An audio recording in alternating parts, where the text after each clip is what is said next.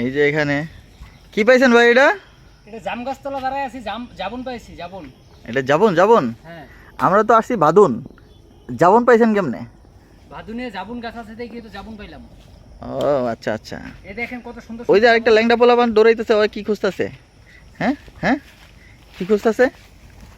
এই আঁকতে হয়েছি নি? কত বড় একটা জাম, সুন্দর। এটা খেতে খুবই সুস্বাদু। ও আচ্ছা, অবশ্যই খাওয়া যাবে, কিন্তু এখানে খুঁজতে অনেক সময় লাগে। বুঝছেন, এখানে খাওয়া যাবে। ও আচ্ছা। না না, এসব বলা যাবে না, এসব বলা যাবে না ভাই, ডিরেক্টর সাহেব। আমরা